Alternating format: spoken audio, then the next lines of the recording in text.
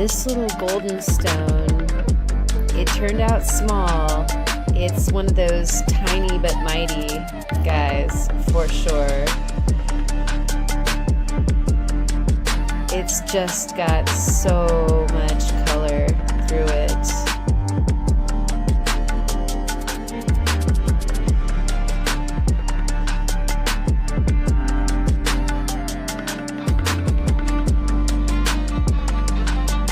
Are we alive?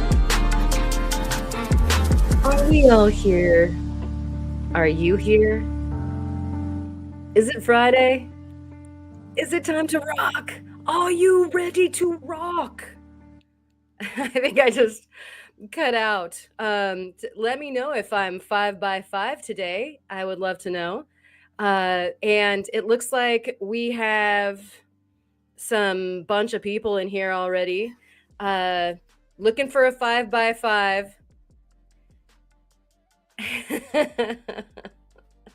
Gotta love it. Got to love it.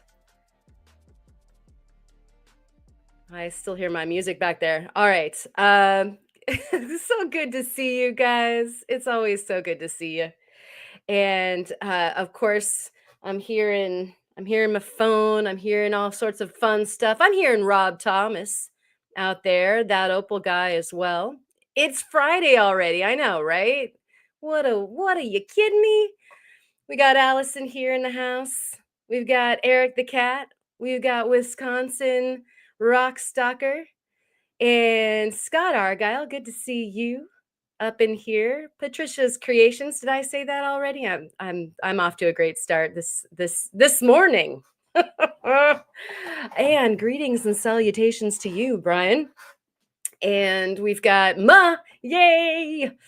And there's Caleb Jahik, Freeform Lapidary up there as well. Good to see you.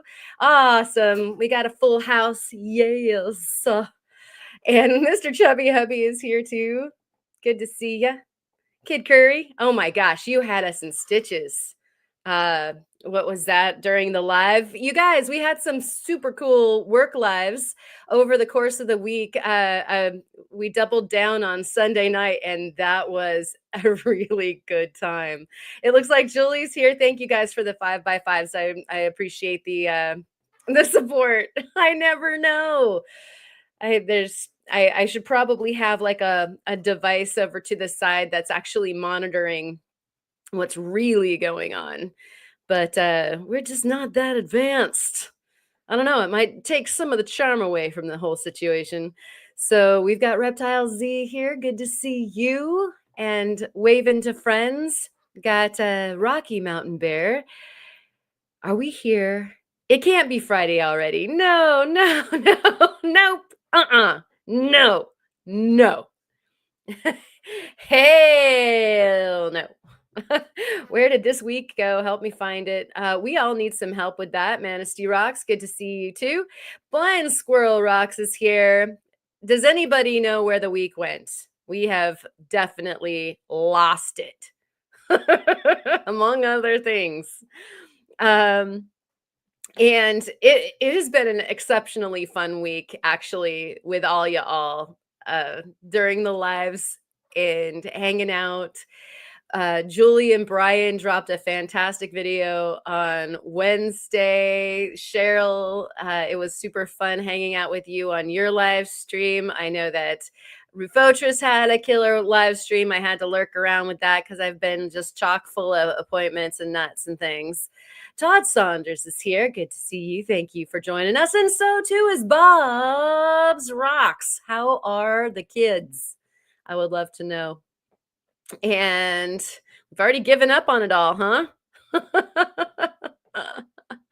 Don't give up yet. We're just getting going, aren't we? And Jeff is here. Good to see you. It's been a long week, and yet it's been very fulfilling. And so I hope that you guys feel the same way. What's good? You looking forward to anything for the weekend? Is there going to be some fun on the horizon? Ryan is here. Good to see you. I like this. The week was lost under Musk's table. I would imagine that that would be a good place to start looking. There's so much goodness down there, I'm sure. Oh my gosh. And yeah, that was too much fun. Everybody has just, I think that people are getting their groove on, you add a little sunshine to us and we start to pop off, I think a bit. And let's see. We've got Todd Saunders saying, "Who else doesn't like being interrupted by a delivery driver while changing tumbler barrels? Makes it easy for mistakes." Uh-oh. Uh-oh. I feel the misery. I hate when I drop a a section of my faceting or polishing of any kind, and you get distracted by something, and then you come back and you wonder like, oh no, which grit was I on? Or even more exciting, if you've got like 112 different facets to make on a stone, like which one was I on? Oh, and Allison had a fun live stream that I also had to mostly lurk through. It's been such a busy one, and we've got a ton of stuff, as always promised, that we'll probably not get to everything with this evening.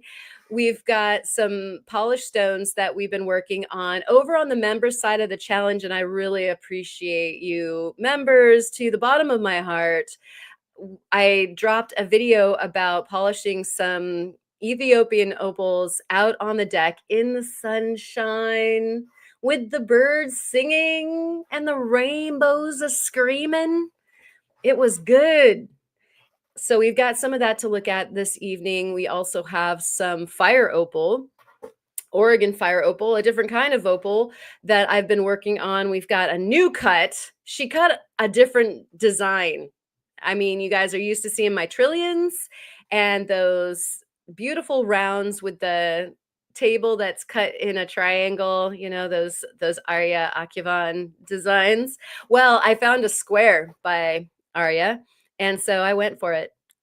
So, oh, thank you so much. We've got news, and then I'll go back to what's on the menu for this evening, but I did see this out of the corner of my eye, and this is important. So, Freeform Lapidary Caleb, thank you so much for doing everything that you do over on our Discord channel. Friendly reminder to the cab contest. Oh, we're off to an awesome start. Closes tomorrow at 12 noon. And there's a new voting poll up. So make sure you've got your votes in on the new one. So that begs for a tiny bit of a story, real quick. But first, make sure that if you aren't part of our Discord and you're wondering what the heck we're talking about here, you're invited. And so if you can take a link out of the chat, it's a 48-hour link. It's a closed group, but the only reason why is because we just don't want like a free-for-all going on in there. But if you're part of the rock community and if you're watching, you're invited. And so you can go ahead and hit that link, go hang out with us in the Discord, all sorts of activities all week long in between everybody's fun lives over here on the YouTube and whatnot. So Caleb left town and got a killer camping trip in. And all the while we had the ending of the cab contest for the month of May. No problem. I'll post the poll. It'll be easy. It should not be a problem whatsoever, right? And I get over at the straw poll and I make all the selections and I post it up and, easy peasy. I was like, yeah, no problem. I got your back, Caleb. And yeah, it was a different configuration than the normal poll. He had figured out this super fancy, awesome way of being able to drag and drop your top 3 favorites instead of just choosing 3 favorites. So the first time that you voted, if you've already voted for your favorites this month, was just like a cumulative top 3, not a selective top 3. And this way, each selection gets points. And that way we have a very clear first, second, and third, and you get 3 choices still. So please, please, if you've already voted, that was just a dress rehearsal. You're really good at it. Go ahead and go back and do it again on the new poll that Caleb posted up. And then if you haven't voted already, you have until noon tomorrow. Plenty of time this evening. So go on over there. Just fill your eyeballs with the gorgeous cabness that is the May fossil subject. They are off the Richter cool. I knew this was going to be a very, very cool cab contest, and sure enough, it was. So go on over there. So whoever's trying to chat with Ma, wet fingers. You kind of always know that. That's what you're getting. And it is bonkers. Allison is here. Thank you so much for coming, Allison and Mr. Turtle Montana. Hey, how's it going? I gotta make sure I got my gemfish ready for tonight. Oh, yep, there it is. Brought to you by Mr. Turtle Montana. And so let's see what else we got going on here tonight. Yes, the runaway. I mean, even in the Discord, we were getting some serious guffaws going on. But yeah, you guys have been you've been on one all week. And so before I go on with the list of things that's going on tonight, we must have a Steinkern to you. And your humor, may it always be so fabulous and bring such mirth to all of us in the community, all of our friends, all of our family that we love so much in the Rock family. Cheers to you.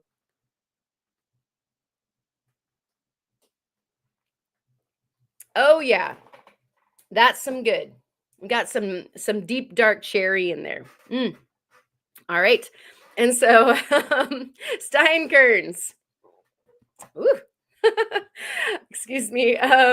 Okay, Rick the Rock is here. Good to see you. So tonight we're gem gazing at 2 different kinds of opals, both polished and rough. We're grading, so we're figuring out how do you know what you've got and how good is it. And we also I did some slabs because I've got a commission coming up that I wanted to get some new material for, so that we're going to look at some of that. We are going to look at some material that came in the mystery bag. So we had that brown paper bag that looked like something that somebody left on the back porch, and it had some super fun stuff in it. So we're going to look at some of the stuff that was in there. And boy, even if we have some time, we're going to delve into the micro zone, because I've got one of the things that I slabbed. I'm super curious. Now, if we weren't all hanging out right now, having our little chit chat, that would be what was going on right now. And really, I'm supposed to be faceting. And so we've got all sorts of tangents. Like the synaptic tree in Karen's brain is already just all over the place. And so come along with me. Let's all go for a climb in the trees, shall we? And so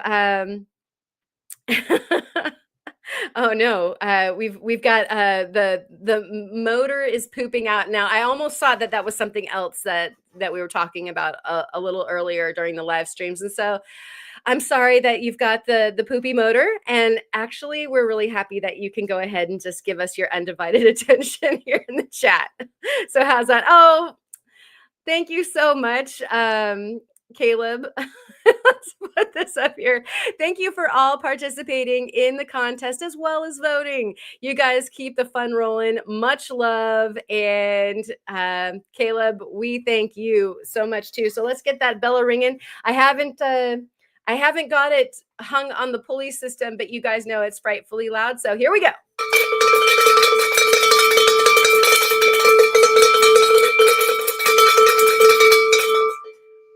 A hearty bell ringing for you, Caleb. Thank you.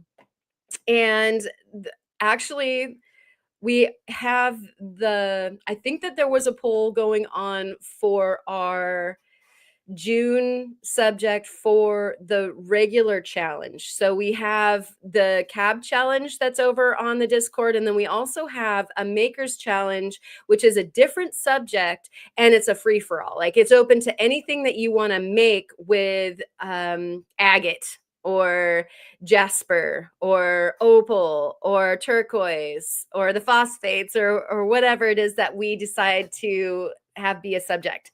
And so if we still have, yes, the dinner is ready. If we still have that up, and I think that we do, then you can go and vote for what you want or something. I think that there's even an other box if you want to make a suggestion. But anything that you want to have be the subject for June. So yeah, we've got all that and more going on tonight for the show. We might have a drop in. We'll see what happens. I think it's kind of fun to spin a bunch of plates and possibly a guest or two. So we'll see what happens.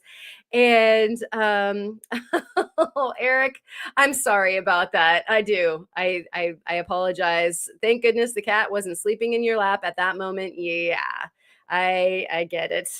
And so what we will start off with this evening is we've got the fun over here on our breadboards, our little sushi platter.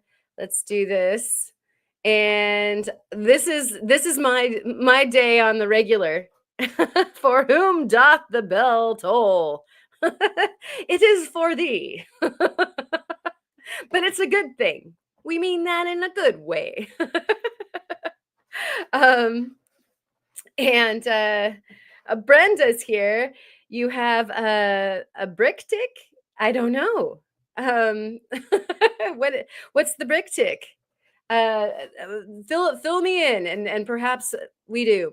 So I wanted to put up a few of the examples of things that have been going on, and stuff is just going everywhere. We'll start with the opals, though. We'll get some instant gratification right away.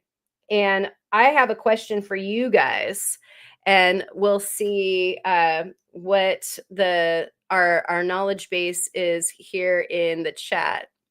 So this is a yellow shoes. I should really have a white piece of paper or something black underneath this, and not my hand, which is so similar in tone. Yeah, we're gonna go ahead and do something a little fancier with that. But we we are polishing the Ethiopian opals at the moment outside on the outdoor studio, and over there on the member side of the channel is a new video that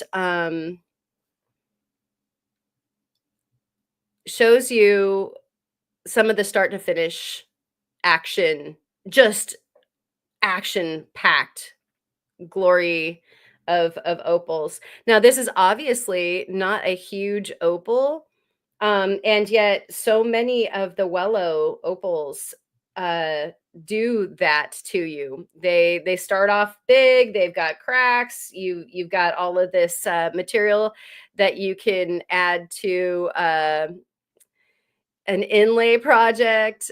But this one made me so happy. It's so sunshiny and happy. How many days? This is a question for you all. How many days does it take an Ethiopian opal to return to its normal body color? And I ask you this because it's really interesting. Some of the Wello opals or the Ethiopian opals will, they'll start off opaque and they go translucent when you're working them. And then over the course of the next couple of days, they seem to change back. And I'm wondering if there is a fixed time or if it's different for every rock. It's called hydrophane. And I know that for a lot of you, this is just repeat stuff Yep, we know that already. But I thought that we would learn some things together because probably Ethiopian opal is the opal that I know the least about. So I'm going to catch up really quick on the chat here. Opal, very old show, the middle. I'm still I think trying to put together what that is about.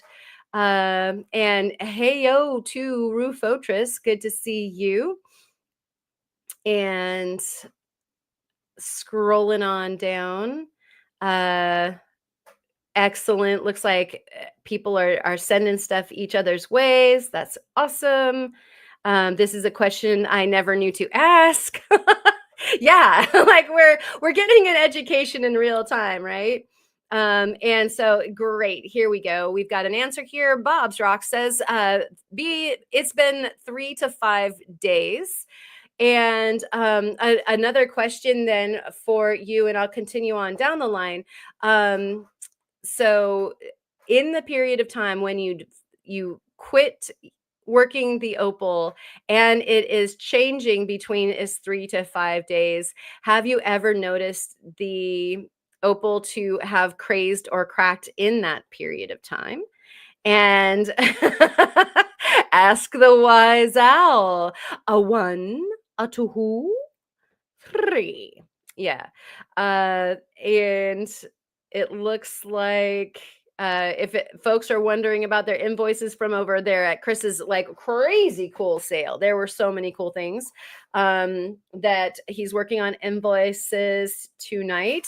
And I think that he had talked about maybe even there being a part deux. And Mr. Turtle Montana. While you catch up, I'm a start. Okay.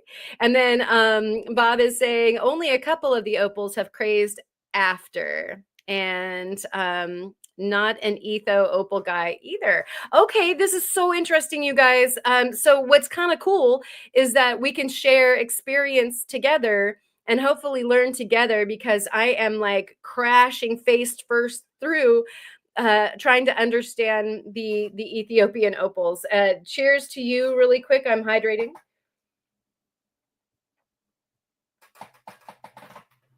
All right.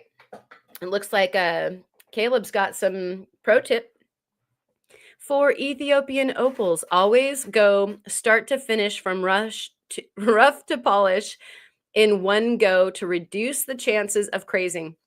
Excellent. Okay. So that is a great point. Everybody, remember how I was talking about keeping a studio journal or taking notes on your stuff?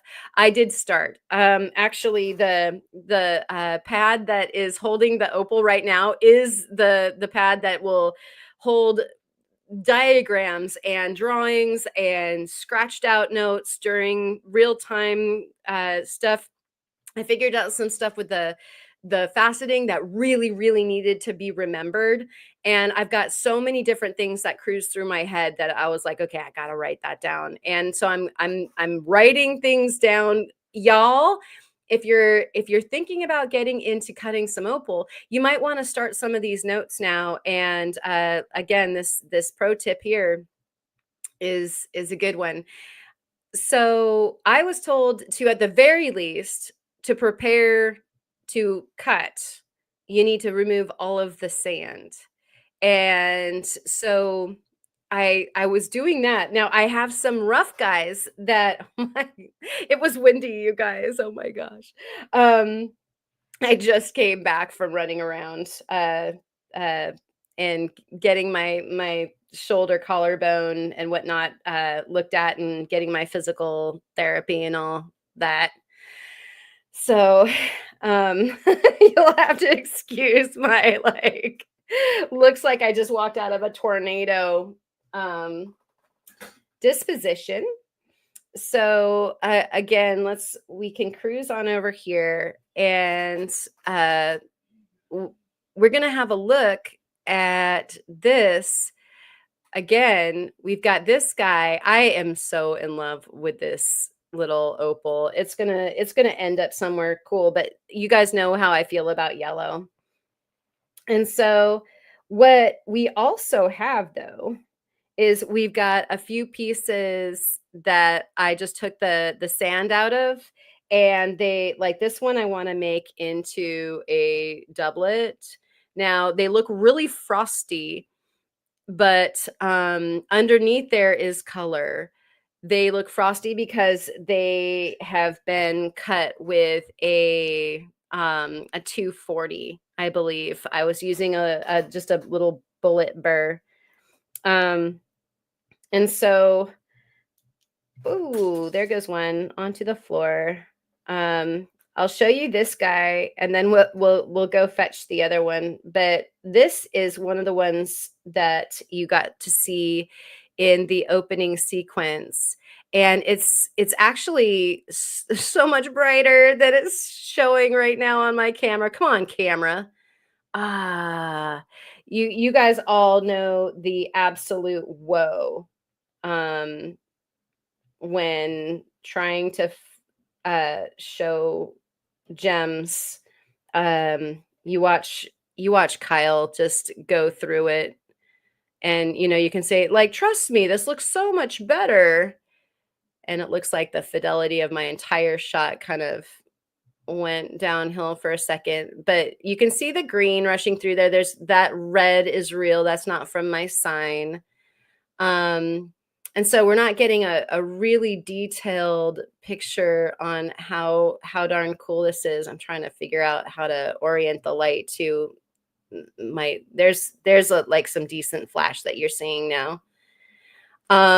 Yeah, this one, a total screamer. And so in the thumbnail of this live stream and also in the opening, this is one of the ones that you got to see. And this is underwhelming for sure. And wow, you've got like the very poopy motor. Now I want a Tootsie Pop. I'm sorry, Rick. um, and I usually look like I walked out of a tornado, and that's usually not far from the truth. Yeah, that's us too. We are a wind tunnel pretty much all through summer. Just the wind, not the tornadoes. Okay, be careful, everybody in North Carolina, for sure. Wanna keep your hair out of the tornadoes, please. Yeah, all summer long, you get exfoliated by the sand because the wind just loves to rush down the beach. If you're into wind sports, this is a good thing. And put black behind it. I knew somebody was going to be like, "Come on, do it right." Let me see if I can find something black. I've got something that's kind of black. It's black, but it's not. It's got some dust. But let's try it. Let's try it. No, that's like really confusing. I think I've got like honestly, I think I have too much like a too bright of a light back there, and that's gonna make it even more difficult. Let's see. One more try. Because I do want you guys to see. Let's try my shirt. Nope. See how bright? At least the white doesn't make the contrast go up. Like if anything, that's probably doing a pretty decent job right there without anything behind it. At least you can see some flashes. And the green seems to be picking up the very best, but it's got like a rolling red too. There, I think that's the rolling red right there. It looks like a reflection, but actually that's it. Yeah, it's just an outstanding stone. And so you'll notice it's totally free form. I mean, it looks like a little bean or a banana slug or something like that. This guy, I always feel like, if you're going to be doing this setting, then you get to do what you want. And I didn't feel like it needed to be a specific shape. I will work around whatever it wants to be. Um, Now, another banger that I had isn't on the board anymore, and I'm really hoping that one of the dogs didn't decide to come over and eat it because they've been kind of weird about eating rocks, as you guys have known during past stories of the sunstones going missing and then being found again in the front yard, having been recycled. And Eric the cat says, here the wind knows right when I'm about to do something outside and it joins me in full force. Yeah, yeah, I hear you. Um, I got your back. Here, take this black sheet I have, Karen. Yeah, I think it's just I've got too blasty of a light and it's just not gonna yeah, want to do the thing. And sure enough, it's too bright. We're blinded by the light. And yes. All color combined is white in opal. You just gotta love the opals for all of their color. Now, next door to those rough opals, and I'm a little worried now. Like I'm just slightly, I'll admit it, I'm slightly distracted that there's an opal missing, and it was, if you guys remember the video, there was one that looked like an everlasting gobstopper. I said so in the video if you watched the member only video. And it is really hot. I was like, I didn't cut it right then because I don't know how to cut it, because it looks like a jack from when you played jacks as a kid, with the ball and jacks. It looks like a jack on steroids or something. It's just like gloppy, gloopy. It was removing the sand that made it all weird and three-dimensional. And so I'm trying to figure out what part I have to shear off to make it into something. Or maybe I don't. Maybe I just polish the whole thing and it's just weird, like super weird. And so let's see, we've got the update on the tornado dar is they were all south and east of us, some minor damage. I know you're a little sensitized right now, Squirrel. Hope you're caught up on damage repairs. And indeed, I hope that everybody who is trying to pick up the pieces, I hope that you're okay. And yeah, stay safe for sure. And I've been rewatching that all week and upping my serotonin, right? That was so hilarious. I swear, that's like legendary. That's got legs. It's good. That's gonna go on for some time. Excuse me, I just saw the opal that is on the floor that I dropped. So hold on.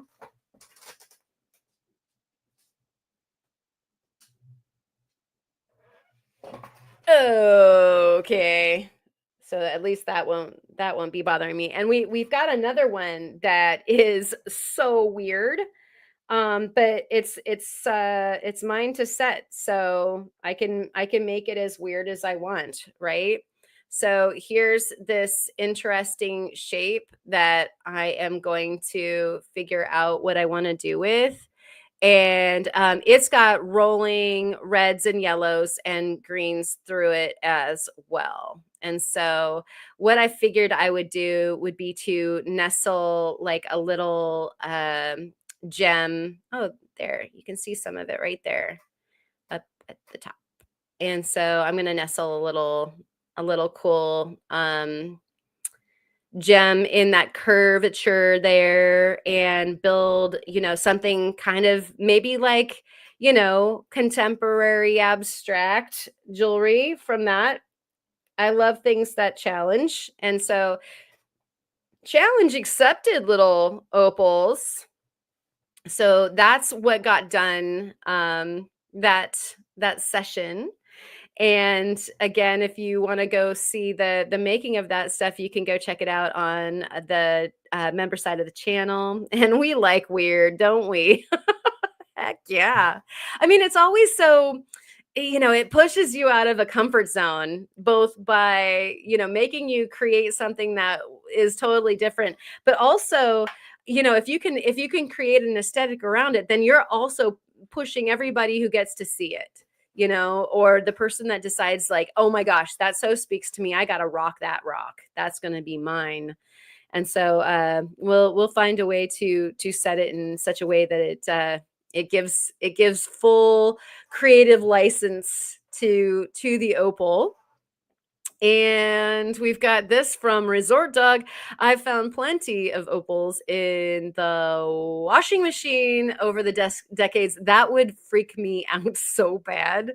I mean, I guess, like, so it's gently tumbled, no big deal. But like, I would, with an opal, I would worry. And so is it under the gem box up on the left hand corner? I don't think so. What is tilting the gem box is that tape. Because not all gem boxes are created equal, and that one, the lid doesn't love to stay on. And so I know a bunch of you are gem box hoarders, I'm imagining. And so you are over there, you know, like reusing and reusing your gem boxes with this project and that thing until the poor thing just wants to give up the ghost. And I think that one probably is pretty close to retirement. And but thank you for the suggestion. It might, it could be. No, it's not under the bags. It's probably wandering around underneath like the whole little sushi tray here. And it looks like I do have our drop-in guest. And so and it's perfect. It's actually really, really perfect timing. And so if you guys don't mind me shelving that for a moment, and we will get our guest on here. Let's add this. Hello. Hello, hopefully this microphone's okay today. You sound great. And Awesome. go ahead and introduce yourself since we're not looking at you. Hey y'all, Chris here, aka Rufotris. I think pretty much everyone in the chat here knows who I am, been lurking around the channel before, and many of Oh you have been on my channel. But speaking of lost opals, I found this long lost opal that has been missing for almost 2 years and just popped up this weekend. So yeah, speaking of lost stones, or was it an opal you lost? Yeah, just now. Yeah. Yeah, it's so yes, perhaps I will have such luck as you did. Look at the color play in that. How much fun. Yeah, Did you took do two that years. wrap? No, I did not do the wrap or the opal. This was a gift from a member of the Gem Club in New York. When I left, he gave this to me as a farewell gift. Oh, that's so awesome. What a lovely gift that is. Yeah, it's an Australian, at least that's what people have ID'd it as. He wasn't sure because he has opals from everywhere in the world. And he worked so many, he was just like, I forget what it is, but you can have it. And I was like, well, that's super awesome and kind.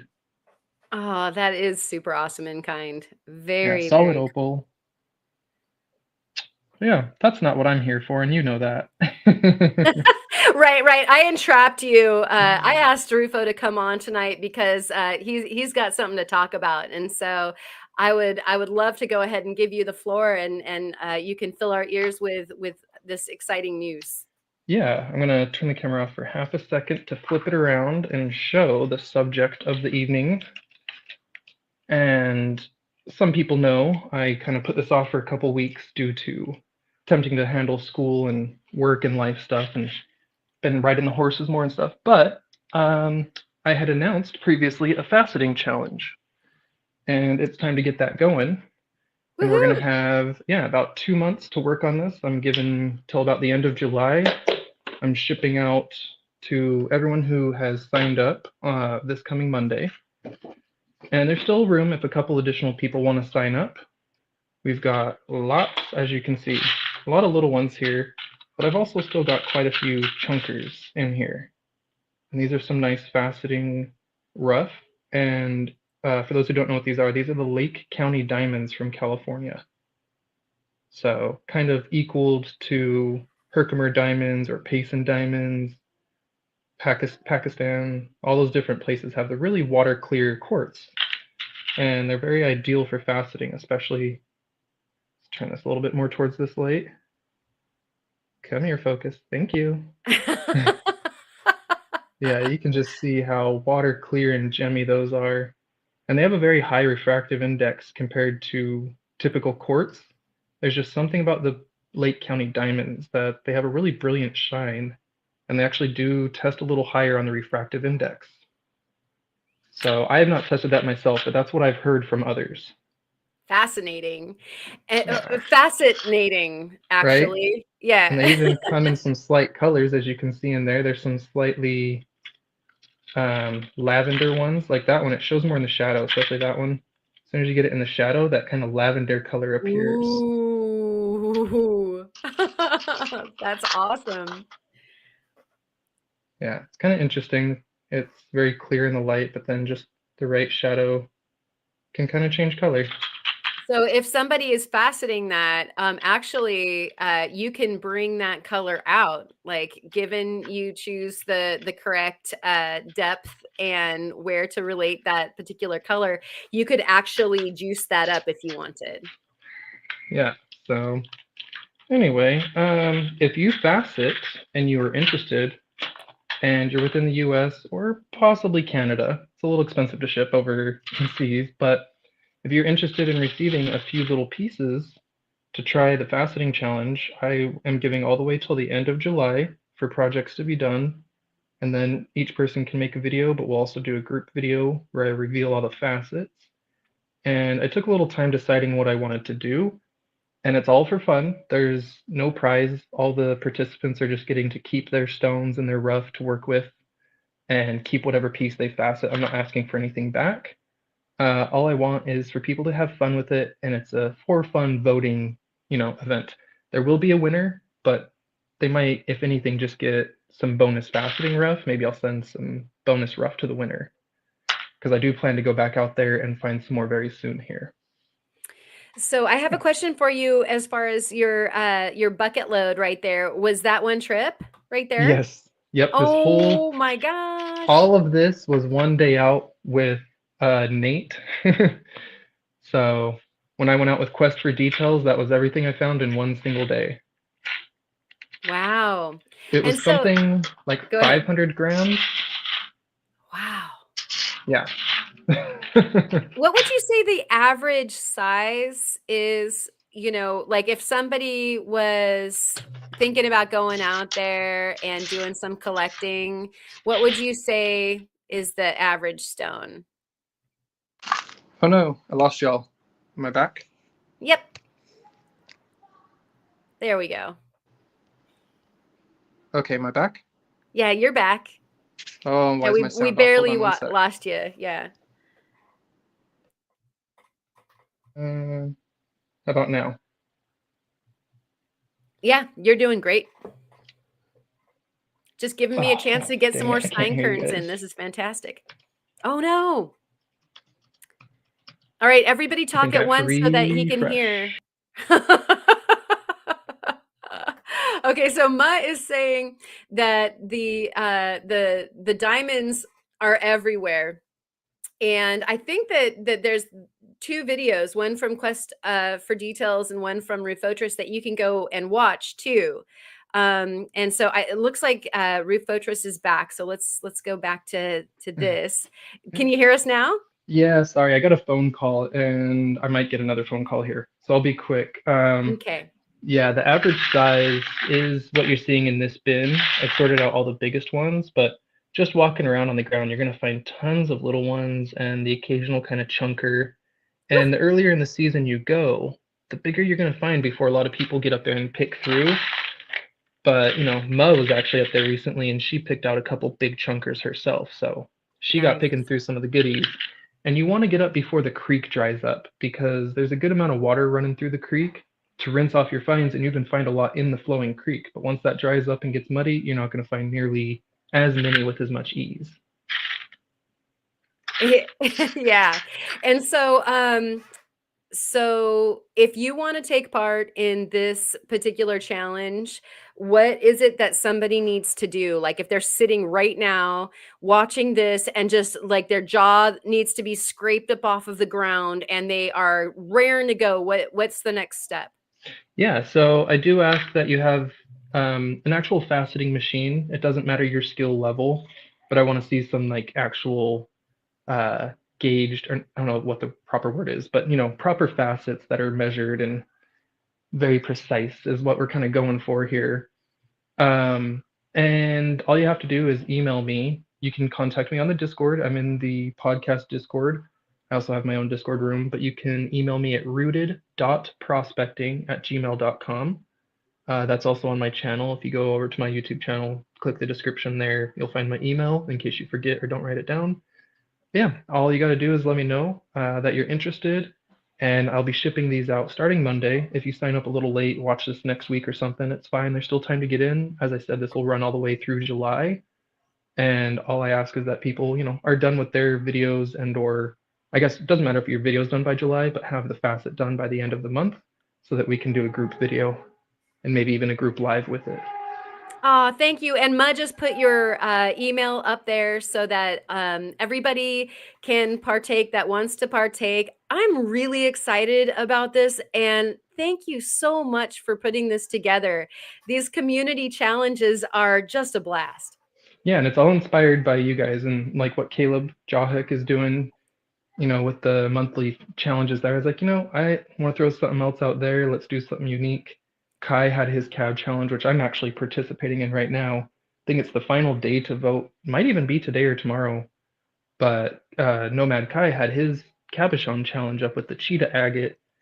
And this is one I didn't do for the challenge, but this is a bonus piece I did. And that cheetah agate is just so cool. Isn't it? And yeah, I would never have discovered this material had it not been for his challenge.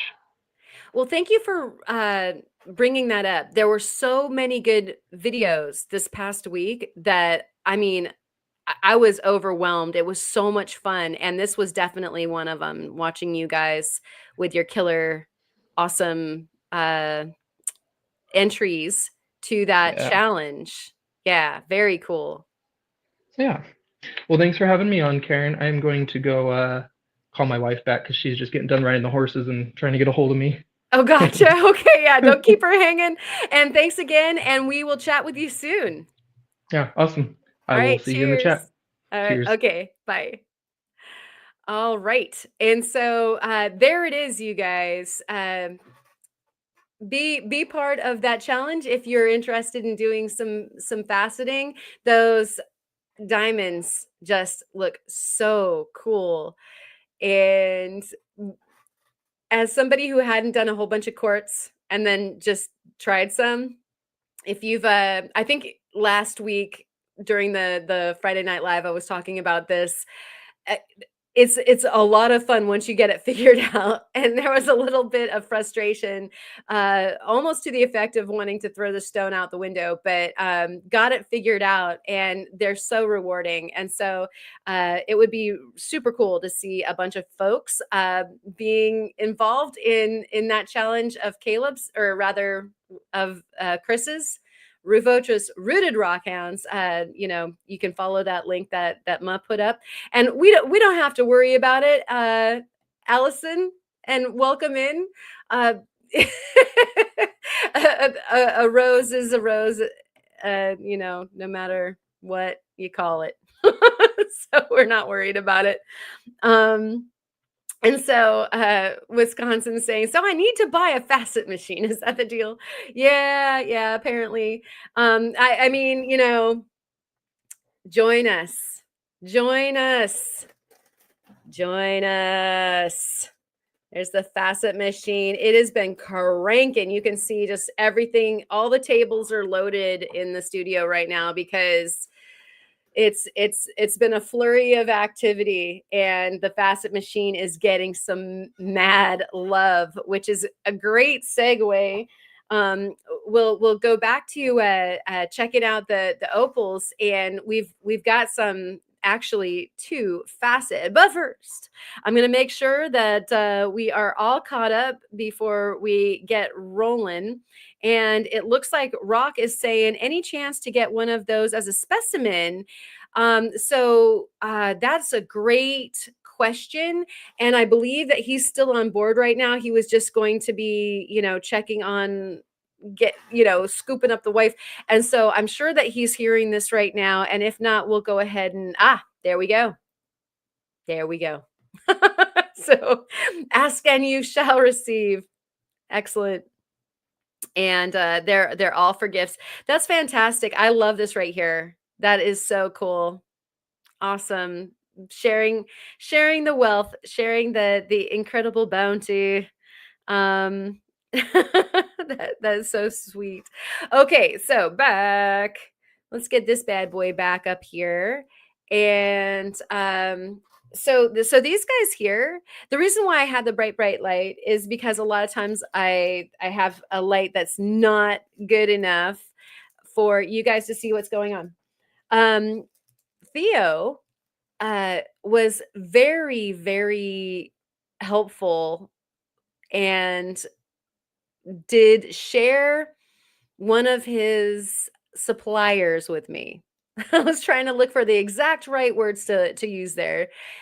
So he helped me get some of the Ethiopian opals because I had been so shy about wanting to use them. I am so far fairly versed in the Australian opals. And so I needed some help. And so he did. And so he sent me these baggies, and we have the cabbers and we have the fasteners. And so when we're grading for the different things, and I'll make this a quick overview because when I did get this box, some of you probably saw these come out. Now, gem gazing is always gem gazing. And so, it's still super fun to be able to see some yummy opals, no matter if you've seen them before or not. I mean, I don't know who else does this. Like if you're in kind of a mood, if you're having a sort of bad day, don't you just grab your favorite rocks and start wanting to look at them? So let's see how close we even dare get. This one's got some nice. So the reason why these ones are the cabbers is because they've got a body color. Now that body color can be white, or it can be lavender, or it can be blue, or it can be red, like Brian's superstar. And there's some nice flashy flash in there. And we've got the sand on the back, but you can see some pretty like outstanding flash on this side too, the yellows and the greens, and some red on that side, a little bit more subtle on this side, some red towards the center, but it's mostly pinfire, so you're not catching, like the big rolling lightning storm. It's a little bit more subtle. But if you've got body color to any stone, then it doesn't really make as much sense to facet it, because faceting brings the light in from the bottom and reflects it back up through the top.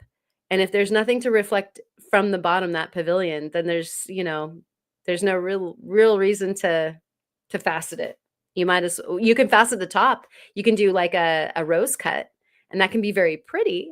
But that's that whole pavilion business is about trying to get the light to run around inside your stone. And so if it's an opaque stone, or if it's even cloudy translucent, then the facets at the bottom can't really do their job. And so that is why this is a cabber. Man, I'm sorry, I'm gazing at that one long, making plans. I'm making plans. Oh, Rick, oh my gosh. Let's get the bell ringing. I'm just dropping everything. Drop everything. Here we go. For Friday Night Lives and great people like Chris and Karen. Thank you so much. And great people like you, Rock.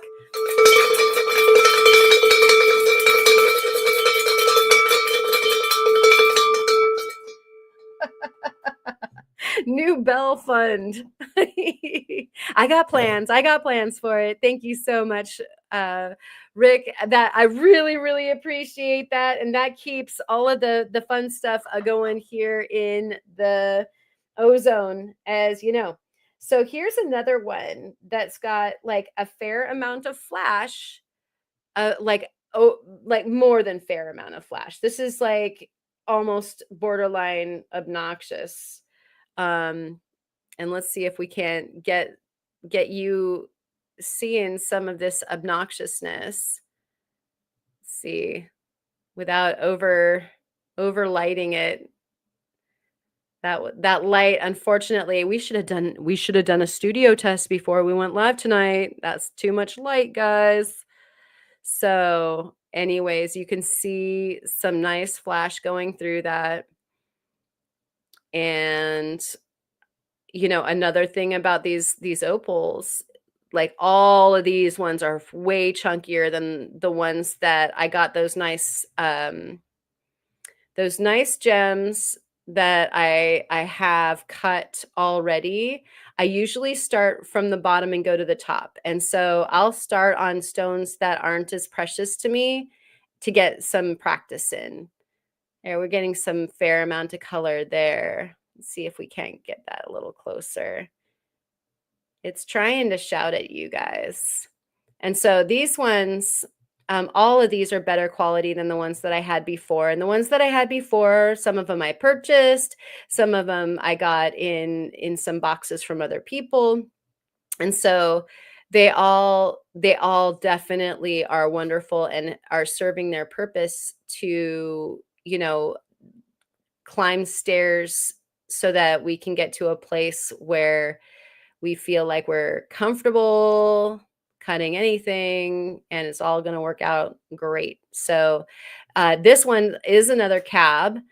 And, one of the things that I will do for the next video that I did not do for the video that's sitting over on the Discord, or rather the member side of the channel, is we need to weigh and measure so that you kind of get an idea of how much is getting lost and how much gets to remain on a gem. And so we're looking at about 20 millimeters ish by 12 millimeters ish. And so when this guy gets polished, like, plan on it probably losing about half of its weight, sometimes less, sometimes more, just depends. And so, and here is a size reference, those guys together. And so that one's actually smaller than the other one. And so, some people like that opal guy, absolutely fantastic job of keeping track of how big his opals are, the weight. He has a sequential order to all of them.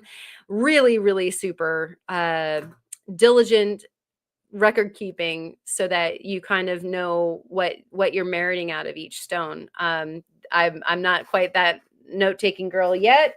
Who knows? That could happen at some point. I have the tendency to fools rush in, and then I think about it afterwards. This guy looks a lot like my everlasting gobstopper did before it became an everlasting gobstopper. It had like some sand like this guy, but then when I removed the sand, it pitted hard into the center. This guy has some really nice blues and greens, as you're seeing already. There's a crack line, I think, right there that looks like a fracture line. Maybe. I'm pretty sure. It could just be a transition, but I'm pretty sure that that's a fracture. And so we've got a smaller stone already. This is the grading process. And so I'll probably work on this one soon, because it's very nice. Look at all of like the purples and the aqua. And again, the phone, camera never does the justice to the phone or the stone as seeing it with the naked eye, and especially with seeing it in the sunshine. But yeah, this will be a really, really good next step. See if I can, cleave that little shard off and make something out of that too, because that obviously has some really nice color on it. But yeah, grading. So this is how I find out who gets to be next. Like who gets to be saved until I'm a better lapidary. Every single stone makes you a better lapidary. So 3 stones down the row, I'm a better lapidary than I am right now. And so this is the next one. And 3 stones down, like as we're looking at these guys, hopefully I'm better by the time I get to this one and can do it justice. Now this little guy, it might be little, but oh, is it ever mighty. I love this one so much. I am really going to have to be in a good place before I go and polish this one. This one, you're not like, it's not gonna do it justice. This thing is just on all the time. This is a neon light. It's got flash all over the place. It's tiny, but if cut right, it's just going to be such an amazing stone. And so I have to figure out what my plan of attack is. It's probably 2 stones. That bridge, that pock that you're seeing right there, I'm probably going to have to cut it right there and then make, a small stone on the right, which will be an accent stone, and a big stone on the left. And it is just pure fire. Like no matter which way you turn it, it's just color, color, color, color. And so I'm excited about this stone. I saved that one for last because I will be saving that one for last as far as the queue of working on these bad boys. And so yeah, that does have flash, doesn't it, Allison? And I'm catching up here really quick and making sure that I'm here. Oh yeah, the gemfish. Yeah, kid. We could definitely be looking at that. The one that looks like it's got an inclusion fracture with the gemfish. That is definitely what it's for. I should probably sprack it out right now after I say hello to lava bison. And we've got Wisconsin. A sandwich walks into a bar and asks, "Do you serve food here?" I love that. It's like the termite that walks into a bar and asks, "Where is the bartender?" Think about that one for a little bit. That's one of my favorite ones. I'm such a dork. And it looks like Patrick is in the house. Good to see you. And let's see, all the hard to cut opals are sold in the rough piles, I'm sure. And yes, looks like a fracture at the dip. And so, yeah, like looking through. Let's get this one back on the tweezers, and we'll have a look and see if our gemfish can show us the fractures.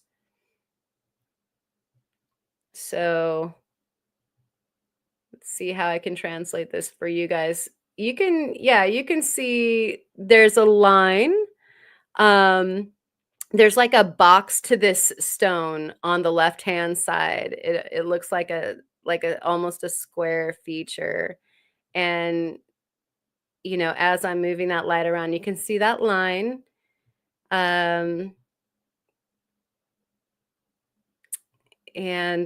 that is our little inclusion. And so we can fracture that right there. And who knows? It's either material that we can use for our inlay, or who knows, maybe we get a big enough stone that we can do something fun with it. But those were the cabbers, and honestly, I was overjoyed. Like what a whole mess of fun.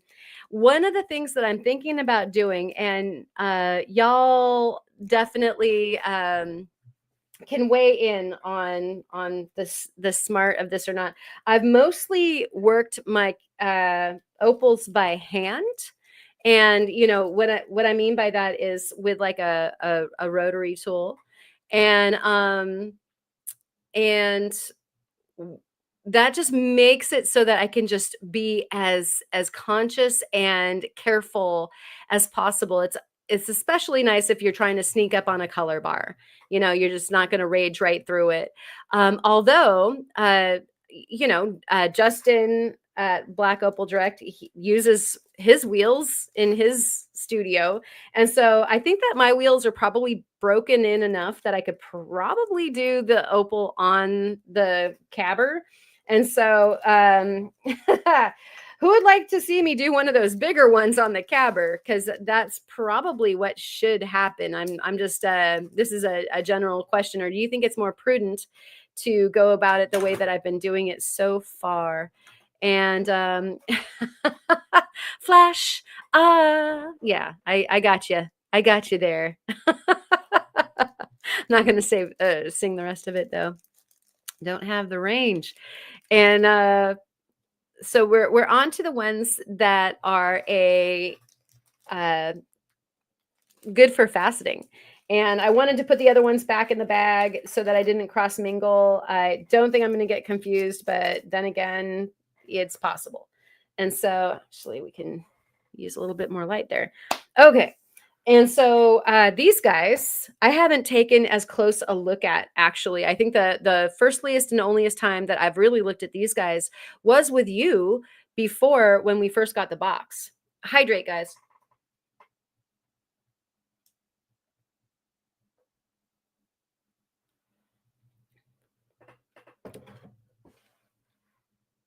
Is somebody underutilizing the word dork? I use dork all the time. And let's see. Oh, Tomcat Josh is here. Good to see you. Did I say hello to you earlier? I don't think so. And Justin is the master of the freehand, I'd say. And hey, Yogi Wifey Boo Boo is here. Good to see you. Very nice of you to come. Do it, says Tomcat Josh. Okay, you got it. I'll do it with all y'all. You guys haven't been down to check out the cabbing machine with me. I've been meaning to go live from down there. And so I reckon that I need to take us all on a field trip all the way down stairs to the cabber, and enjoy an evening of cabbing interest. I'll leave it there because yeah, I feel quite good cabbing most of the material that I do, and then there's a few things that I still feel a little jinky about, and opals are one of them, I'll admit it. So I was wondering about using the Nova wheels on opals. Justin seems to use diamond centered wheels. Indeed. And I'm wondering a few things about that. It could have a lot to do with just the way that they've always done it, and their availability of getting the resin wheels, or there might be something to it. And so if you guys know, um, if you know it's a bad idea, don't let me do it. Hold me back. And so here's one with some pretty nice green body color, and like that's the glow. It's like a jelly opal. And so when we get from opaque opals into the ones that are clear body color, you can call them like the jelly. And so a lot of these guys will have like a jelly opal. Oftentimes will have, it's a clear jelly, but the flash will be, a color, very purple, very green, what have you. And so this one looking very like sort of green to blue, I'm thinking. And so, oh, we have a side of it that we should look at even better. Okay, so there we go. We got the green, and it looks like we also have some reds and some gold and whatnot in there. So this one is going to be so much fun to play with. Look at how chunky that is. Now, for those cabbers, like none of them looked all that big for a cabochon. They're gonna all be small, like dainty necklaces or ring stone type stuff, pretty small. But this aurora borealis in a stone, that's a big thing to start with for faceting, for facet rough. So it's almost an oval or a teardrop. Would you force the oval or teardrop, or would you do a different shape because you like different shapes more? Asking for a friend. What I'm using my ask the audience uh for this one. What shape would you do? I'm always curious. I mean, I know what I like to design jewelry around. And so a lot of times I'll lean into, you guys know, I love designing around triangles very much. But and circles. But I did just do the square. We're gonna see that here in a minute. But what shape should this be? And because that's part of your process when you are trying to grade your opals or grade your stones at all, is you're looking at what they're going to be good for. What are you good for anyway? And so cough cough, stud earrings, cough cough. Okay. Got it. Thank you, Resort Dog. And if you need to, if you really want my attention, put them in all caps. I will see it. Um,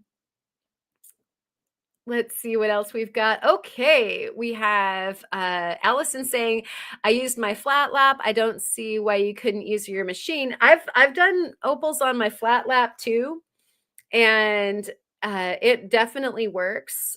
For some reason, I prefer doing them by hand with a rotary tool over my flat lap. But I think it's because the flat lap, uh, those wheels aren't perfectly, I don't feel like any of those are perfectly flat. And so there's a chatter enough that I just don't like. I don't like doing really small things that are delicate on the flat laps. But if you've got a flat lap that doesn't have chattery wheels, then by all means. The cabber that I have is so smooth. It is so smooth. Like, I mean, it just purrs. I could sleep in the same room with it running and I wouldn't know. Like, okay, so is anybody also super mesmerized by this stone? I'm like distracting myself away from what I'm trying to say. Like a bunch of red over there in the left corner, like kind of more pinfire, and then we've got some rolling flash through the center. This thing is yellow and gold and green and teal and all these colors. And so again, this is supposed to be the facet rough, but this is a much more challenging shape to deal with, isn't it? You're rut-row. And so it's going to be gorgeous, but what shape do we use? I mean, I see a rectangle. We could definitely fit a rectangle and use, one of the things that you're always worried about is you want to save as much of the material as possible when you're cutting. And so, you don't want to cut away and force a shape that isn't necessarily there, sacrifice a bunch of the material just to get to a shape. And so I'm definitely seeing a rectangle. A pretty big marquee also, but you got to really beware of sharp points with some of these materials. As a setter, as a jewelry designer, and as a setter of the materials, man, do I get nervous. I am in cold sweats when I have to set, say, an opal that is a marquee. That is so terrifying. I'm telling you, because those little points at the end of each end can be so fragile. It's such a place where they want to, if you're going to break a stone, you're going to break it there. It's going to, setting a prong on that or setting a bezel around it, it wants to flay off so bad. Okay. So we have an oval. We have a trillion. We have the shape of Wisconsin. I love that. That's hilarious. And we have donut. Forget to hit that like button. Thank you so much for that. I appreciate you. And yeah, the biggest facet from that stone available, which, definitely look at it. Look at it, like sitting down there with a red glow, like an ember. I flippin' love that. I'm in love with this stone. That is so cool. It's just like smiling back up at us like, hey, I know I'm done with my turn, but I'm not done with your eyes yet. So I like that. It's demanding. Yeah, I'm seeing a rectangle right now, but I mean it's not the most elegant shape for an opal. Let's see. We've got, I always save Nevada shapes, corners or not. Excellent. And gummy bear shape. I could do a gummy bear. True. And right, because it's a jelly opal, right? Hey yo. Oh, there goes an ant. It's bug season, you guys. Oh my gosh. Has anybody else had like an immediate all of a sudden profusion of not only all the little baby spiders, but every single bug, all the flies, like beetles and oh, we just have been inundated lately. Thank you, Opal Guy. It is nice. Gotta love it. And let's see. What do you call a horny square and a rectangle? Is that your material, Mr. Turtle Montana? Oh no. Yeah, the Mormon crickets. Those are so weird. Those are so weird. We drove through some crickets when we were coming back from, or no, what are they? The other thing. Shoes. We drove through a whole bunch of the other thing when we were driving back from Nevada this time of year last year. Yeah, Mormon crickets are weird. And looks like a bear. Yes, there be bears. I know it looks like a fetish, like a Zuni fetish, huh? Skeeters. Yeah, there be skeeters. Locusts. That's what I was trying to think of. And every bug ever was just born in your backyard. Yeah, right? And are they trying to get into the tent with you? Oh my gosh, I can only imagine. That is one like super happy ant going around there. Yeah, like with the lights on at night, get a zapper. Oh goodness. Oh yeah, you had to spray the horses, Bob. Oh, yeah. And Eric can't wait for the lightning bugs to emerge any day now. I've never seen one of those. It would be super cool to travel and go see that.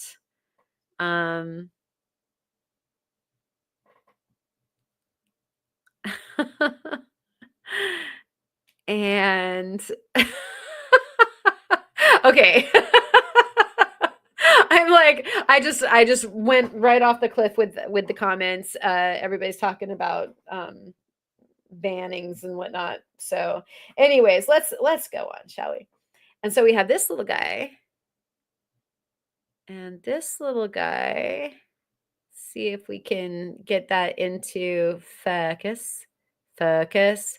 This one's so special. I don't think I'm going to be able to facet it, you guys, because it is a honeycomb and it's not really showing up very good right now, but that is a honeycomb opal. I know I have to do something with it. Can you guys see the honeycomb? It is so freaking awesome.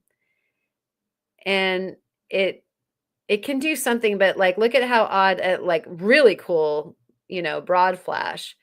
But oh, there you can see the honeycomb pretty good now. Isn't that wild? So wild, you guys. Oh my gosh, I love this so much. And so what am I going to do with it? It's pretty thin. It's got some fractures in it. Um and yeah, I don't even know if I do something with this thing, if I would have the heart to ever get rid of it because it's so cool. I love the honeycomb part. So let's see. Somebody just popped in. People are saying hello to Dave. Hello, Dave. Excellent. And Dave Lewis here. Good to see you. Had to look for you there in the chat. We were chatting about some opals. These ones Theo got me, but we were talking about opals at large, and these ones are going to be to do some faceting on. And thank you for hanging out, Rick. Cheers to you. And so here we've got this guy, another, either a marquee or a rectangle, I would say. And it's dusty and grungy, and so there is giving you an idea of some facetability in there. Now, it's pretty deep going that way, and there's a really good show of color here. So actually, if I orient it, we'd lose a bunch down here if I oriented it that way. And then, then you'd have probably kind of like a teardrop or something like that. If I start to face it and there's a decent enough amount of color on this one, that would be the most rational way to do it, I think, to get the most amount of the material. But wait, we see color here. If there's no color going in the other direction, which you guys know, like some of these stones are abundantly directional, then we have a winner on this side. And so, we end up losing what we do when we don't throw a fit. And so again, that's part of when you're grading your material, is facing it up enough, getting a rough cut enough that you can start assessing it like, wow, this might give me the most material, but it doesn't do anything for the stone. Like if it's the dead side. And those of you who have worked with opals before know that that's possible. Gosh, look at that. And look, the ant has found the opal. That ant knows where the sweets are. That's so fiery. I love that. Okay, ant. Now it's trying to come after me. And so, anyways, that's some opal rough grading, and you will be seeing that stuff coming to a dop near you. Here are the dops. I thought it might be interesting to show you guys, like a lot of you guys know, and you've done this before, and it's no big deal. But a lot of you guys, like I, on a weekly occasion, get like, what's a dop? And or somebody will say daub or something like that, like not quite knowing what it is. So these are the dops that go with my faceting machine. And there is this little notch here, and what that does is it makes sure that when you put it into the machine, that orientation is always the same. And so, it lines up with, for right now, I've got a 96 index on my machine, which means that's the top, and it goes around 96 little clicks. And you can get that many facets out if you wanted to, but most of the designs, like you have 5 or 10 or 12 or 20 for each line of the different facets. But this makes sure that not only as you're working in the whole stone does it stay oriented, but then when you transfer it, this is a flat dop. And so it's stuck to the stone, and then you create the crown, or rather the pavilion, the bottom. And then when it's time to transfer it, you get a, like I've said, ice cream cone before. And so you get like the cone dop, and then that holds the pavilion in that pointy part at the bottom, and then you can cut the crown on top. And so here's an example of like a big one for a big stone, or a teeny weeny one for, like, this is a 2 millimeter dop, and I really want a 1 millimeter dop. And so, yeah, this one's for the sapphires, guys. And you know, a lot of the tourmalines that I've got, and some of those tiny little garnets. And so those are the dops. Over here is the most recent stone that I have cut. This is a fire opal that Steve and I mined over at the claim, the Outlaw Rocks claim. And it is a square. Wait a second. Mr. Turtle Montana. Thank you. Bob's down there. Bell, bell, bell, bell, bell. Don't pick a fight with a dinosaur unless you're prepared to get Jurassic.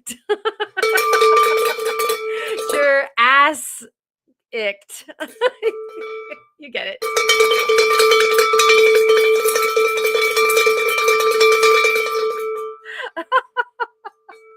Thank you, Turtle. Good Lord, it took me a long time to see that. It was like all the way up at the top.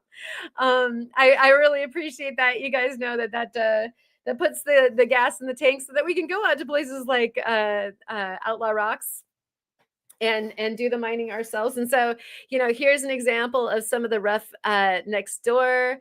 And then here is a faceted stone that I did make. I finished it. It just came off of the dop. Oh gosh, I'm gonna have to do that by hand and put fingerprints on it. Just came off of the dop, like, I don't know, an hour or two before we did our live stream here. Maybe a little bit earlier than that, but it just came off today. And so this little guy is an Arya Akivan cut. I wanted something simple. See my fingerprint? Oh, I hate that. I wanted something simple because I'm going to be cutting some of these stones that have the dendrites, and I wanted to have a really pretty cut that would leave enough open space for the dendritic opals to show off their pretty trees. And yet, you know, this really, like, it does a lot for the body color. And I like the crown, the star on the crown. So I think that that's really, really pretty. So I was talking about the pavilion. There's your bottom. That goes in the ice cream cone. And that's how you get your crown cut. And so I didn't weigh this guy out yet. I'm guessing that it's probably around like a carat. It's a smaller stone, but I was trying a new cut, and so that's usually what I do is do something, you know, a bit smaller, but very clear, very, very nice honey body color. It's just like golden, golden, golden. So it's like a sparkling, twinkling star. In love with it. So that's going to be getting set into a piece of jewelry soon.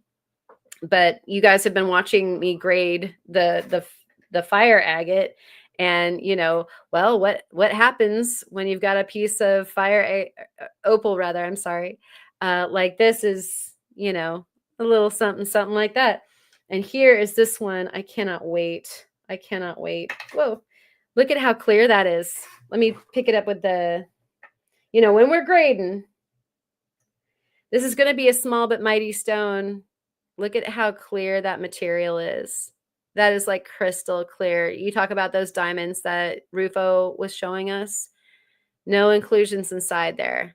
That is just all facet rough that is waiting for, something wonderful to happen. Oh, and this one, I just cut this off of some of that outdoor studio material.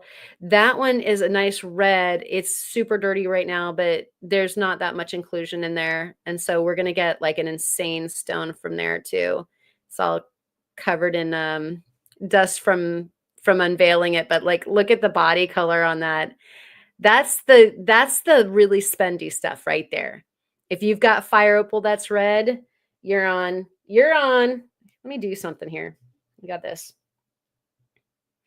See if that's going to do it any justice. Get a little light on the situation.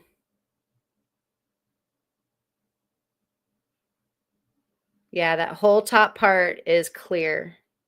I mean, clear of any fractures. We're going to get a big old stone off of that top.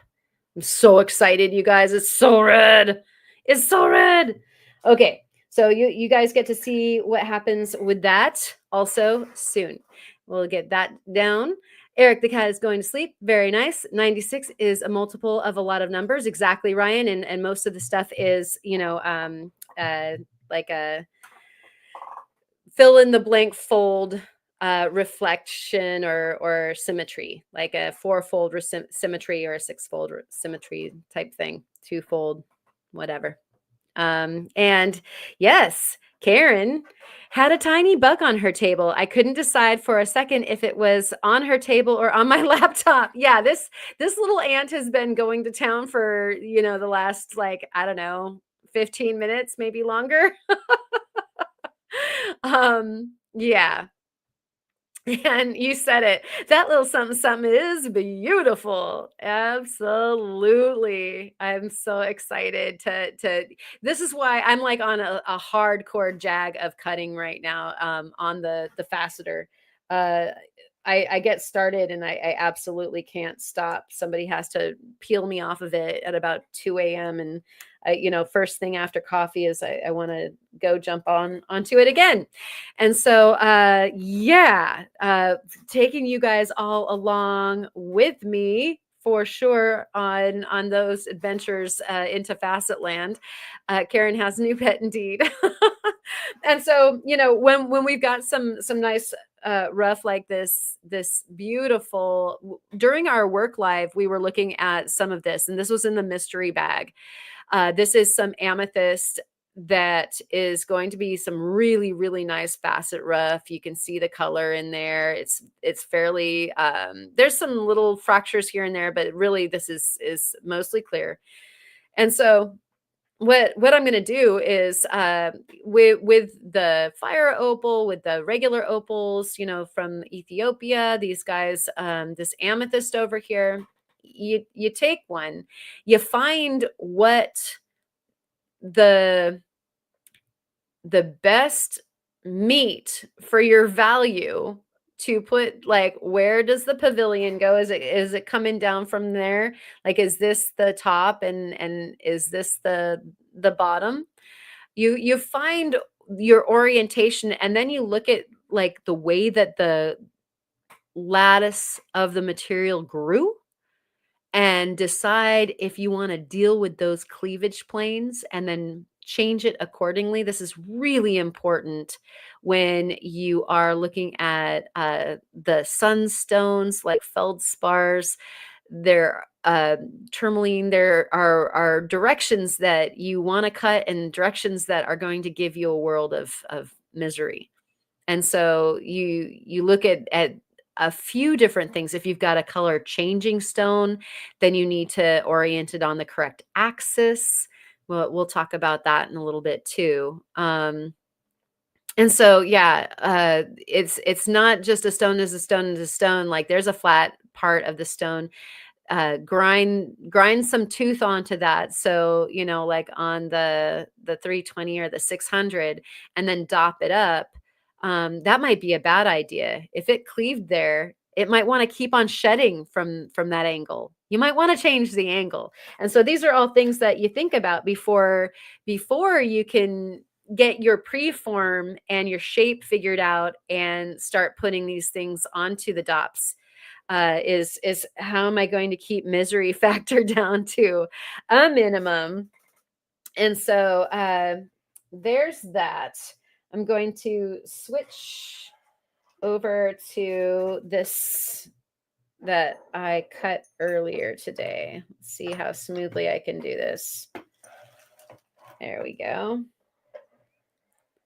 And on this little sushi tray, we've got a slaborama of the things that I cut because I'm trying to fulfill a commission.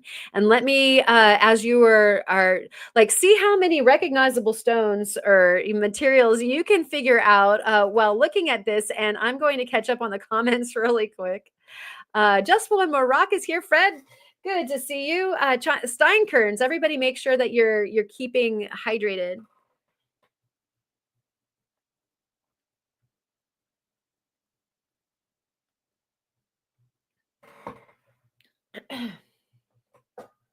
Yeah, so Ryan, this is a great point. 96 even does 3 if you're into triangles, and that's why I've been sticking to it.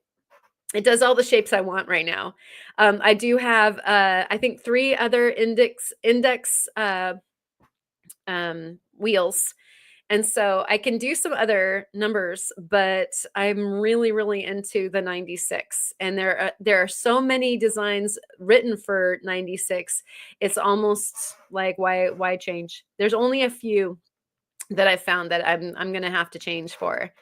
And it's good to see you. Fred has a few minutes, and then get back out there before the sun goes down. I know it's going down quick, too. And Chubby Hubby is back in here. And yeah, 369, awesome. Yeah, these are some of my definite favorite numbers for a gazillion different reasons. Rocky, but yes. And Mr. Turtle Montana, I have a 1-inch square piece of glass that was around the reactor used to refine the plutonium for the bomb dropped on Nagasaki. It would make a great faceted stone. It's tinted yellow. Wow, is it hot? Is it spicy? I would love to hear a little bit more about that piece of glass. That's incredible. And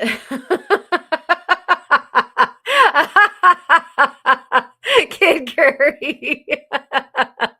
This one, like this is gonna be legendary. It's great. Oh, that's hilarious. Okay. And keeping on going. Oh my gosh, completely transparent and fracture free. I'll bet you that's pretty darn interesting. Yeah. Very, very cool. I've got a 72. I do. I have a 72. I know that for sure because that's actually the other index. A lot of designs that I've like, oh, I can't do that one right now because like I'm using the 96, and it's just a matter of changing the wheel. But I'm a creature of habit, and I love my habitual shape so much. I haven't changed to the 72 yet, but I will at some point soon. And I'm glad that you are hydrating, Kid Curry. It's important. And this is what I was intending you guys to do. Like, just look at them, decide what you like, make a favorite. Yeah, the wood on the right is spectacular. I'll take us through a little walk through the slaborama here. It definitely is petrified wood. You are 100% right. And we've got a few thunder eggs. Yes, we do. And it's not spicy. And Jared hit it with his Geiger. Very cool. Oh my gosh. You know what? That would be a memorable thing to work on. Do you have any interest in faceting, Mr. Turtle Montana? Because you should facet it. Or if you don't, then somebody probably should. And let's see. I'm going to see if I can hack a 96 on yours. You know what? I can't remember where I saw it, but I will try to look for it. Ryan, somebody is 3D printing the index wheels for people. And so, oh my gosh, it would be so super cool if you could get a 96. It kind of sets your whole situation free because there's so many good designs for 96. And I still have to look for ones for your wheel, actually. Thanks for reminding me. So, what we've got here on the table is some of the work that I was doing. I got a request for a specific couple of cabs. And so I started like just cutting, and I got a little out of control. I was supposed to be looking for something specific, and I didn't do it. So I've got a bunch of work left to do because I started cutting what I want, not what I was supposed to be doing. Who else is like this? Come on. And so we'll start with the one that you actually pointed out, Wifey Boo Boo. This is actually some petrified wood from the Scioto area of Oregon. So the valley, the Willamette Valley to be specific, on the west side of the Cascades. On this side, we have some super duper cool wood. And I do have some water right here. So the big light was actually for more this part as opposed to the part before. Not as good for the opals, but great for these kinds of things. And so you can see this has like some really, really yummy design on this side. And then also this gave me an absolute heartache because this was the side that I was going after. I keep on wanting to put my hand in my drink, and I don't want to do that. I should change where the water is. But this was actually the side of the material that I was after. You can see if that was all one piece, how really super fun of a design that would be. This is extremely agate-y. And it's got some really cool staining colors and obviously some really, really nice wood grain too. And so I wanted it to work, but it fell apart. And so we're going to see, I might get something from in the middle there, but look at what great detail it has. You can see how agate this is. I mean, look at that. It is so flippin' agate. Okay, so here is what I got from it. Let's bring the water right over here. So this is one of the cuts, and that actually will probably work. And I really should do some tests on this to identify what this will be the back, what kind of wood this is. But let me do this. Okay, it is on the bright one. Let's see if that's going to work. Not really. Oh, yeah. Yeah, so see how agate this is, guys? Like, that is so stone cold agate. It's not even funny. And that's a thick piece. That's how agate. So good. I could eat this. I could just chew on that. Ah, it's so sweet. And then these are the pieces that it broke off into. And so actually, these little shards will probably make either somebody happy that isn't me, or, be some cool, like tiny stones, like maybe some drop bearing stones or something like that. Not sure, but such cool material. I absolutely. And I know Wifey Boo Boo, you guys just came back from rainbow wood hunting in Arizona. That stuff is absolutely drop dead gorgeous killer stuff. Love it so much. And oh, got it. Yeah, you should facet it then. You got that Weaver, get the cut kit. There you go. And like I know some lots of people that are waiting on that. And yeah, it would be very cool if you could get in touch with the person that does the 3D printing and just, they could use the one that you have already as like the, the CAD design template, and then just do one in more teeth. How cool would that be? And yes, cutting is so habit forming. You get kind of carried away, right? I mean, I'm still probably going to go down there and hit it again when we're all done. Did I miss this disturbing AI message? Yes, you did. And it is lovely, Petwood. I agree. And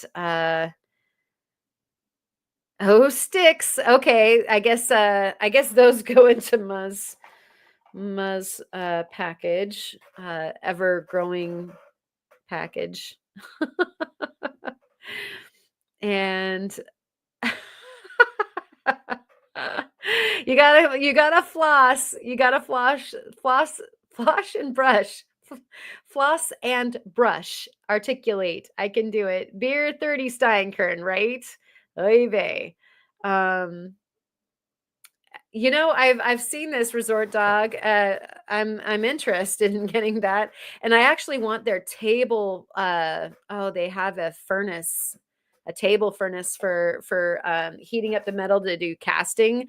I need that in my life. Oh, okay. I better stay focused. We're gonna lose this camera here any moment.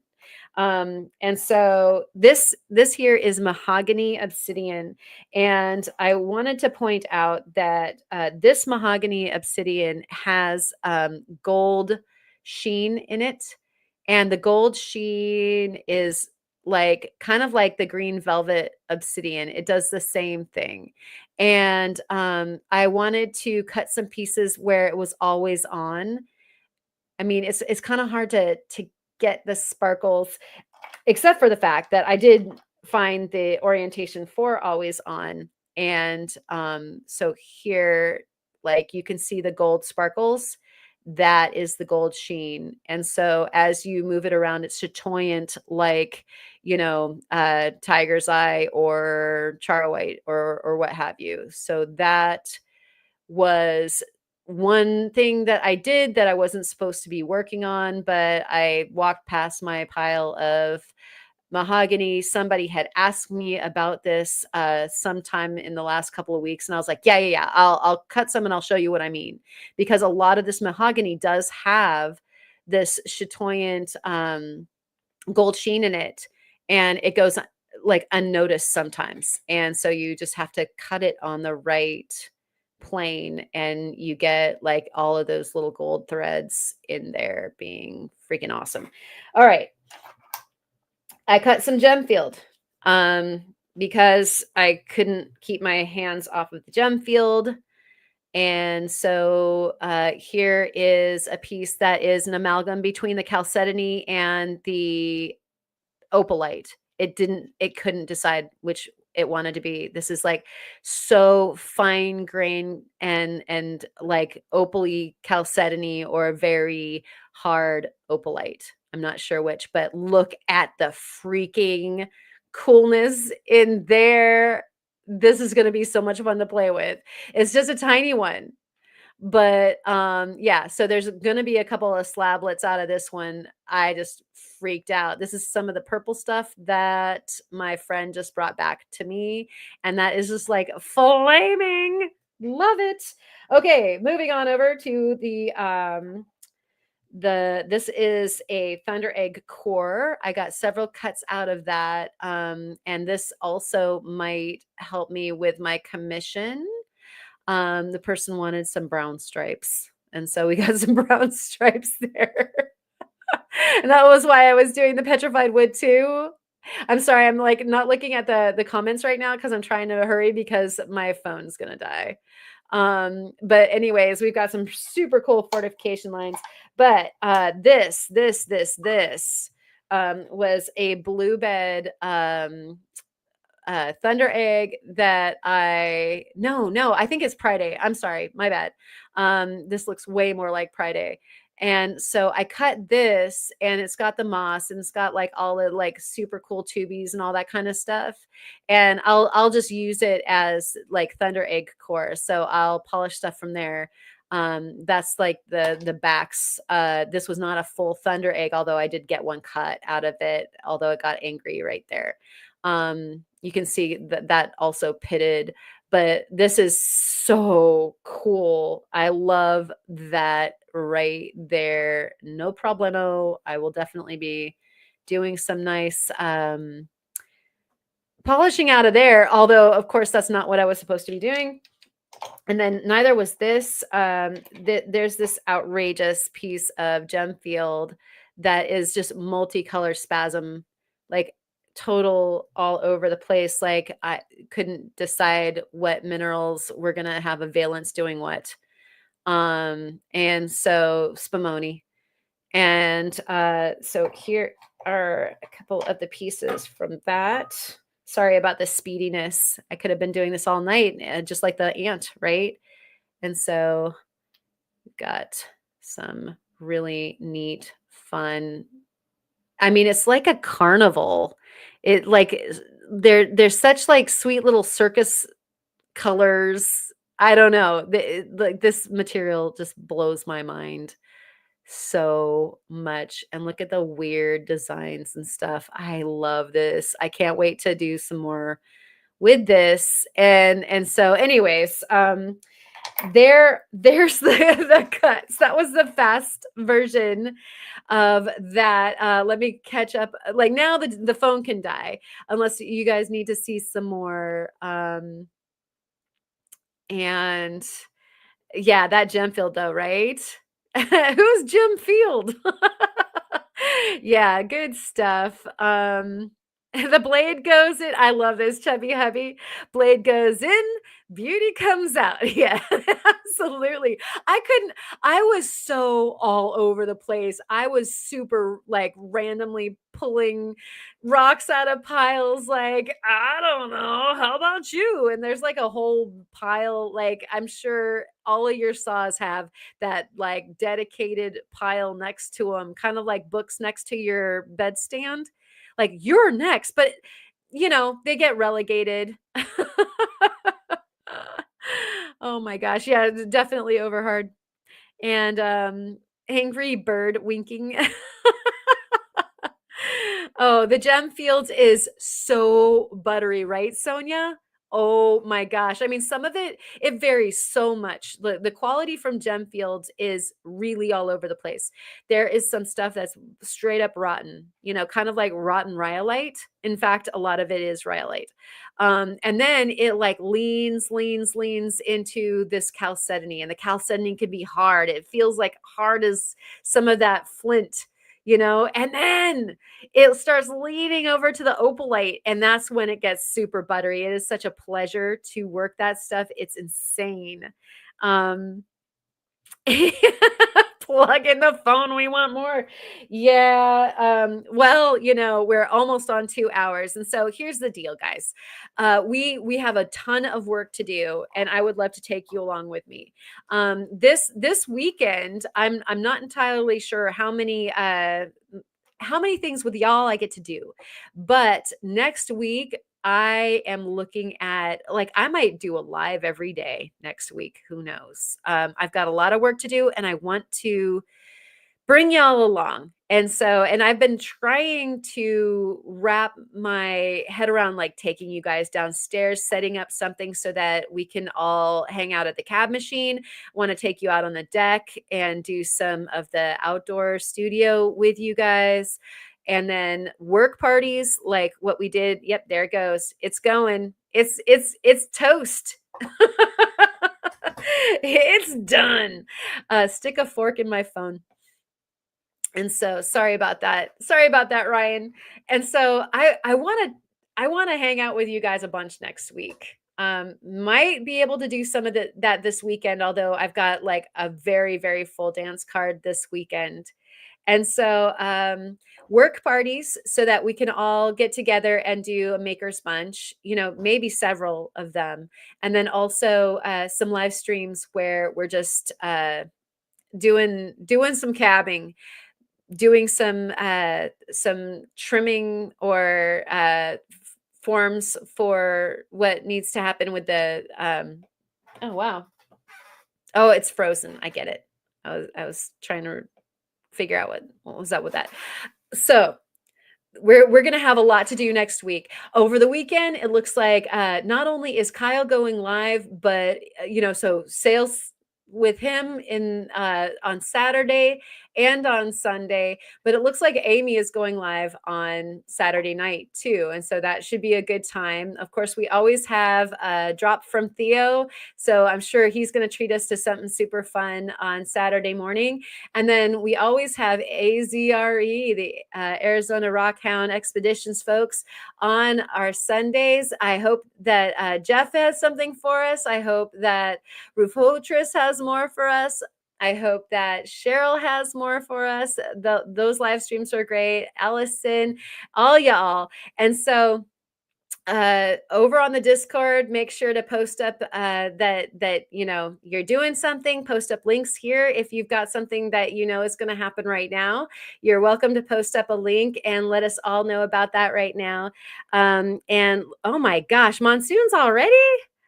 Oh, and you want it. Okay. It seems so early for monsoons. Like usually, and when I was in Tucson, we figured that if you're having a barbecue for the 4th of July, it might get rained out. Like that's about when they usually started going. And we've got It's a Clown Puked a Unicorn While Flying Over a Rainbow Full of Taffy and Skittles. Yes. Yes, that is so what it is. I love that so much. That's hilarious. And the pile grows, eventually gets benched for the next pile of rocks on the deck. Yeah. Yeah, that is so true. And the fields are a colorful family. Yeah, ironically enough, the folks that brought me my gem field are the fields. No kidding. So it's appropriate. It's going to be a good week. And so, yeah, if you guys want to join me for the workers, like the makers studio lives, I would love to have you along. And so, drop me a direct message that you'd be down. I'll probably know at the very least a few hours beforehand, if not maybe a day, so that you can get ready. Yeah, I hear you. I hear you about needing rain. So water good. Hydration good. Let's do it. Stein currency, you guys. To Bob's kids and every all the other little animals that needs their drinks.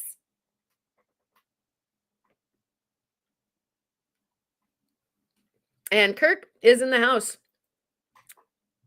Hi. And yeah, good stones to be had here. Good mugs too. If you need a good tsunami mug or something like that, Kirk's your man. He's the resident ceramicist for sure. And thank you. Ma has posted up the Discord. Don't forget to go and vote. There's that new poll that Caleb was so nice to put up. So pop that in there. And that's where also you can DM me about joining in on the makers lives that we're doing, the Makers Bunch. And I am the Rockhound Roundtable right now. One day I'll maybe change my profile over there. And it's a rockception. That's great. Absolutely. Rock incidents. Wow, you're on. Oh my gosh. Yeah, I would love for all of you guys to join. And yes, indeed. Kirk's mug. Best mug maker this side of the Cascades. Or maybe all over the country, perhaps. And thank you. Thank you for this. It's not your mug, it's my birthday mug. But you can make more. Thank you so much for this. I love it so much. And I wonder how the field about fielding your gem fields gems. Yes. That. They're actually, no kidding, once again, this is some more legend. The fields were the ones that told me about gem fields. And they go up and down a lot, covering that area, picking up a lot of rocks. And they're like, you guys are going to be down there, you will not go. like I was made to go. And they were right. They're like, please don't go through that area and not go to Gemfield because, and they gave me some before I had a chance to go out myself. I had like a little parcel, kind of like the one that they brought me this last time. And I was like, you say this is everywhere on the ground? Yeah, we'll go. I can't miss it. So, yeah, good stuff. Hey, Phil, good to see you. And thank you to, yes, it's the Fields of Dreams. Absolutely. You guys rock. You guys are all the very best. What? I have new ones and it's a volcano. I need a volcano. Who else needs a volcano? I know that there's some volcano lovers out there. I know you guys watch the volcano cam, Rocky Mountain Bear, you guys.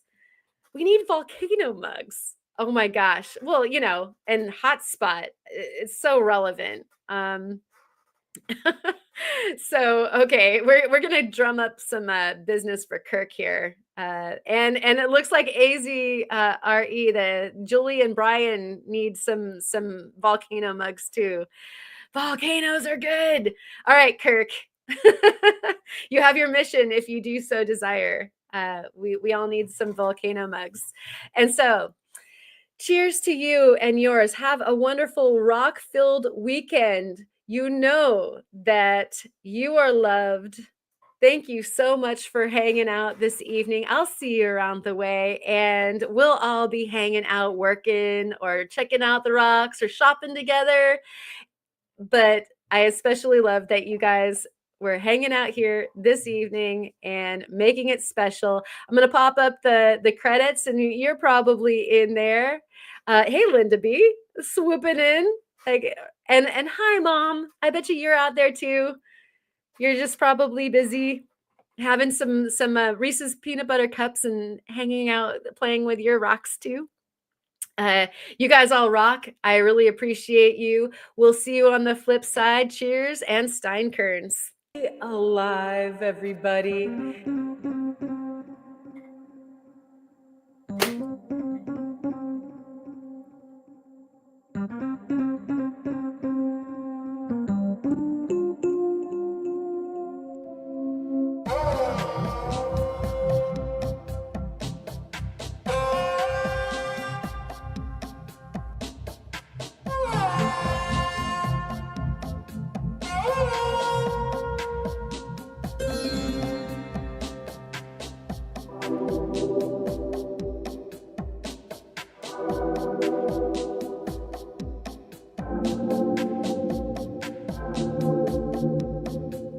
Are you here? Am I here?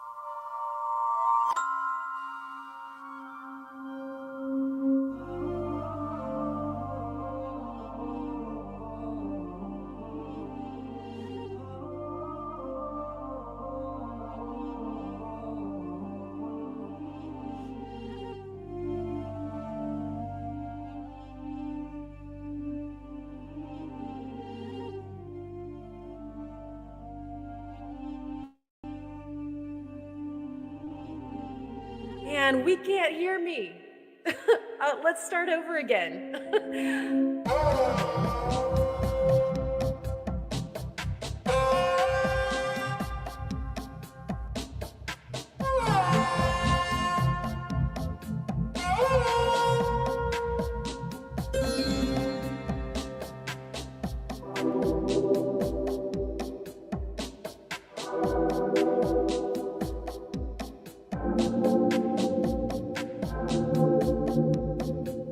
Are you here?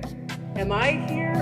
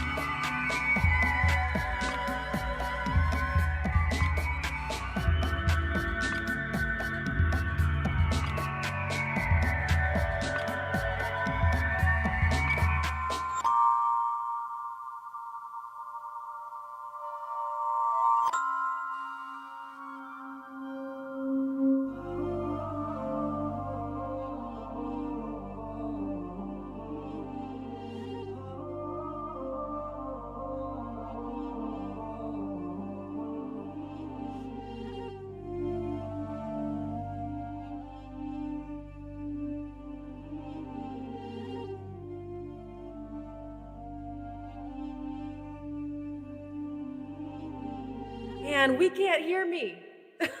Let's start over again.